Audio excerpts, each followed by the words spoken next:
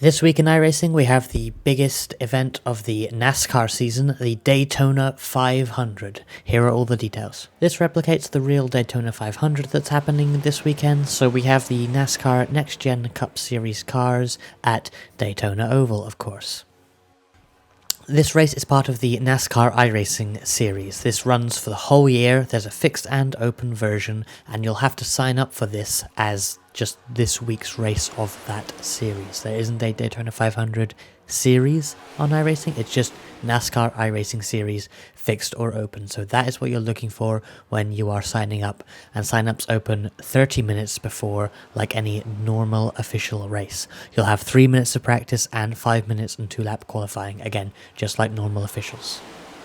Here are all the time slots for both fixed and open on your screen now in UTC. If you'd like these converted into your own time zone, join my Discord, the link is in the description below.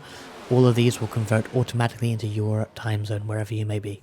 If you do a lot of NASCAR racing and iRacing already, then you'll know these oval rules, but I just want to explain some of the more specific ones for people that maybe only run NASCAR occasionally for special events like this. Restart zones are enabled. If you're the race leader at a restart, you can't just launch whenever you want. You must launch within the clearly marked Geico restart zone. The exception to this is the initial start of the race. If you're the pole sitter at the start, you must wait for the game to give you the green flag. You can't go when you want after the pace car pulls in, and you can't even go in the restart zone. You must go on the green. You will get a penalty otherwise. The lucky dog will be enabled, so if you're the first car 1 lap down when the caution comes out, then you'll be able to unlap yourself during the caution period. Follow the spotter's instructions on the screen to know when to do that.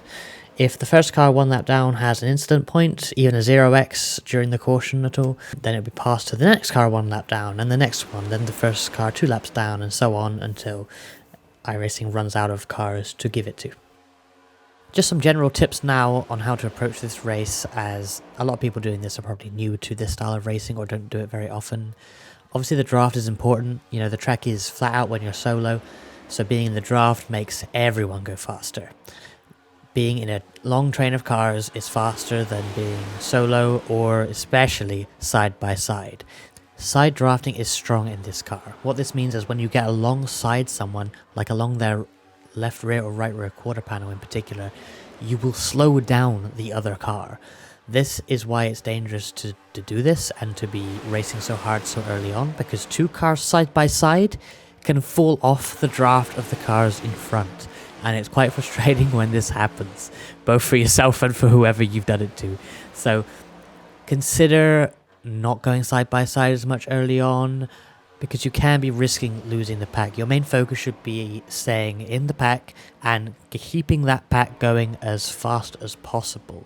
You don't want to be dropping off of the back of a pack, but also if people do drop off of the back of your pack, you want to make sure that your pack is getting away from them. When you are at the lead of a train, you may need to either lift or drag the brakes in order to have the car behind pull up to you and bump you. There is aero push in this car that's quite strong, so whenever the car behind gets close, they will push the car in front without touching them, which does increase the speed of the car in front, but the bump is often more effective. So if you want to get more speed from the car behind, you will actually have to lift off or brake. This is especially important if you're just 2 cars alone. Like you have dropped off the pack, it's just 2 of you, you're trying to go as fast as you can. 2 cars won't be very fast compared to a big pack, but you will need to be lifting off or dragging the brakes slightly to get that bump to speed both of you up in that situation. If you are third in the train or back, you probably don't want to hit the car in front, unless you are careful about it or more experienced, in which case you know this already. I noticed really high-level guys, high-rated guys will be, the top 3 will all be pushing each other, and it gets very aggressive. That can be risky though, so if you are maybe not so experienced, in not so high of a split, and you're not wanting to risk everything, if you're third on back, just get close to the car in front, but not actually hit them, and be aware of potential accordion effect happening in front. Also, these cars can certainly be pushed in the corners. Again, make sure you are comfortable doing that. and consider not doing it if you're not sure or if you're not quite square. Obviously when you're bumping people, you got to be square on ideally. These cars can take a corner bump without being too unsettled, but you got to do it carefully and do it right, so keep that in mind. That's about everything you need to know for this Daytona 500 special event. Let me know in the comments below if you have any questions, and good luck for your races.